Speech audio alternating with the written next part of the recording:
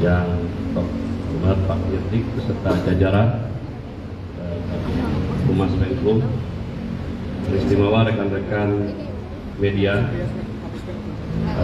Alhamdulillah pada kesempatan sore ini kita dapat melaksanakan konferensi pers. Pada kesempatan sore ini ingin kami sampaikan press release tentang perkembangan penyidikan perkara dugaan tindak pidana korupsi pada Kementerian Pendidikan Budaya Riset Teknologi atau Dikbudristek dalam program digitalisasi pendidikan tahun 2019 sampai dengan tahun 2022. Penyidik pada Gedung Bundar sebelumnya telah menetapkan tersangka terhadap 4 tersangka, dan dalam perkembangannya penyidik melakukan pendalaman, pemeriksaan dan pemanggilan terhadap para saksi kurang lebih 120 dan juga 4 ahli. Dari hasil pendalaman, keterangan saksi-saksi dan juga alat bukti yang ada pada sore dan hasil dari ekspos telah menetapkan tersangka baru dengan inisial NAM. Terkait dengan perkembangan ini, di sini sudah ada Pak Dirdik. Untuk waktu dan tempat kami persilakan Pak Dirdik. Terima kasih Pak Kapus Penkum, dan saya hormati rekan-rekan media semuanya. Assalamualaikum warahmatullahi wabarakatuh. Salam Swastiastu, Namo Buddhaya, salam kebajikan. Sehubungan dengan perkembangan penyidikan perkara dugaan tindak pidana korupsi pada Kementerian Pendidikan Budaya Riset dan Teknologi dalam program digitalisasi pendidikan tahun 2019 sampai dengan tahun 2022, dapat kami sampaikan bahwa berdasarkan hasil pemeriksaan dan alat bukti, yaitu berupa keterangan saksi, ahli, petunjuk, dan surat, serta barang bukti yang telah diterima atau diperoleh tim penyidik pada Jampisus, pada hari ini kembali menetapkan 1 orang tersangka dengan inisial NAM selaku Menteri Pendidikan, Kebudayaan, Riset dan Teknologi Republik Indonesia periode tahun 2019-2024. Perbuatan yang dilakukan oleh tersangka NAM antara lain yaitu pada bulan Februari 2020, NAM yang saat itu menjabat sebagai Menteri Pendidikan dan Kebudayaan, Riset dan Teknologi melakukan pertemuan dengan pihak dari Google Indonesia dalam rangka membicarakan mengenai produk dari Google, yaitu dalam program Google for Education dengan menggunakan Chromebook yang bisa digunakan oleh kementerian, terutama kepada peserta didik. Dalam beberapa kali pertemuan yang dilakukan, dengan pihak Google telah disepakati bahwa produk dari Google, yaitu Chrome OS dan Chrome Device Management atau CDM, akan dibuat proyek pengadaan alat teknologi informasi dan komunikasi atau TIK. Dalam mewujudkan kesepakatan antara NAM dengan pihak Google Indonesia, selanjutnya pada tanggal 6 Mei 2020, NAM mengundang jajarannya, diantaranya yaitu H selaku Dirjen PAUD Dikdasmen, T selaku Kepala Badan Litbang Kemendikbudristek, JT dan Eva selaku staf khusus menteri telah melakukan rapat tertutup, yaitu melalui via Zoom meeting, dan mewajibkan para peserta dalam menggunakan headset atau alat sejenisnya yang membahas pengadaan atau kelengkapan alat TIK, yaitu menggunakan robot sebagaimana perintah dari NAM. Sedangkan saat itu pengadaan alat TIK ini belum dimulai. Untuk meloloskan Chromebook produk Google, Kemendikbud sekitar awal tahun 2020, NAM selaku Menteri menjawab surat Google untuk ikut partisipasi dalam pengadaan alat TIK di Kemendikbud.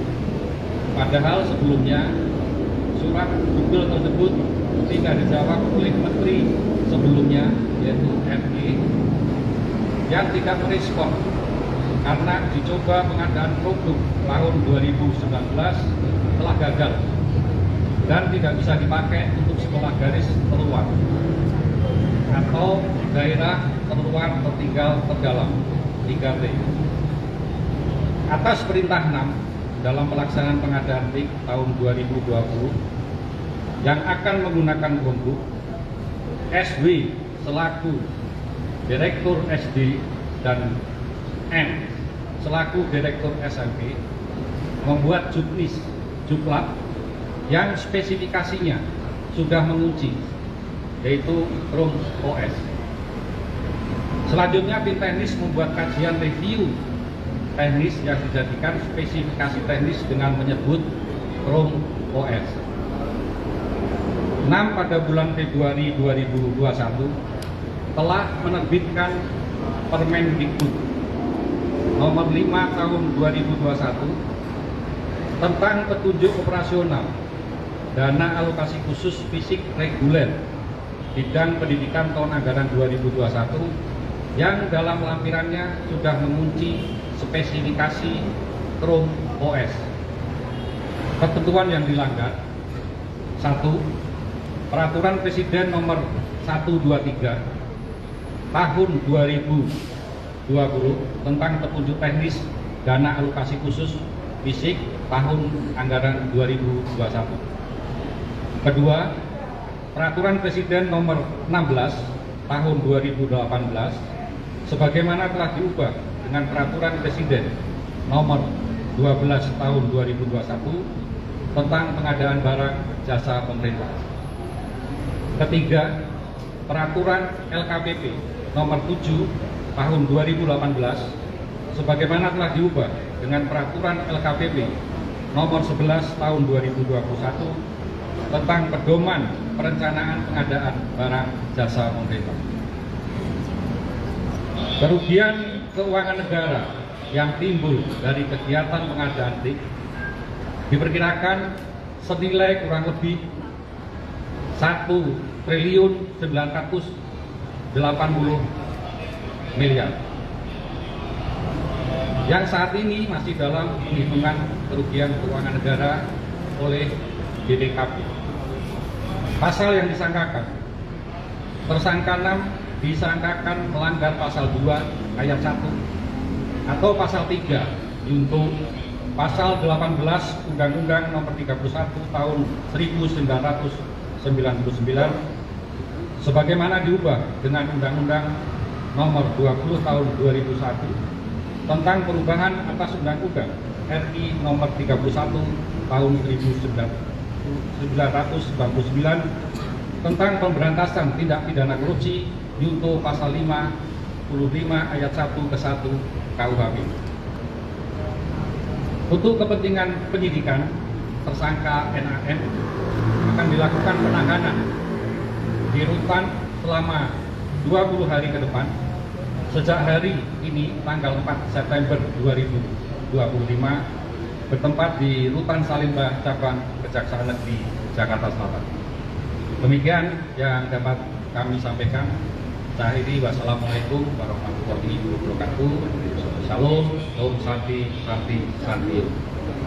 Demikian rekan-rekan, saya rasa sudah cukup lugas dan komprehensif apa yang disampaikan oleh Pak Dirdik, ya. Pak, diperkirakan NAM menerima keuntungan berapa, Pak? Keuntungan yang diterima Nadiem berapa, Pak? Dari Total keuntungan yang diterima sama Nadiem. keuntungan, Itu Pak. nanti saya bilang, itu ya. Kamu? Pak saya, Pak, kan tadi di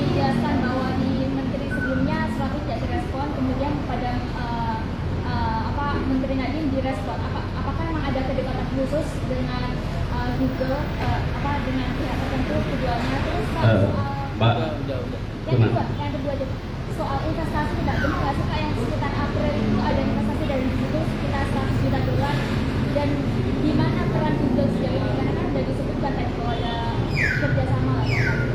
Jadi rekan-rekan media dari pertanyaan dari Tempo maupun dari media yang lainnya tadi, saya sampaikan itu salah satu yang nantinya masih akan kita dalami. ya. Tentunya hal-hal terkait dengan penyidikan ini dapat kami sampaikan secara utuh karena untuk masih dalam kerangka untuk keperluan penyidikan.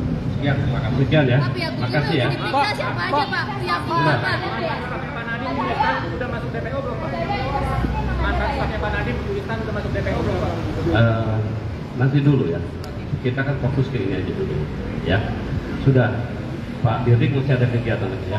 Pak Dir, jadi keuntungan yang didapat Nadiem berapa Pak Dir? Itu masih dalam. Ada ini perkiraan semua, nggak ya. Pak? Ada perkiraannya mungkin Perkiraan Pak? Pak? Jangan dikira-kira. Ini masih Investasinya dari Google itu yang ada Pak ya? Ada yang disita Pak?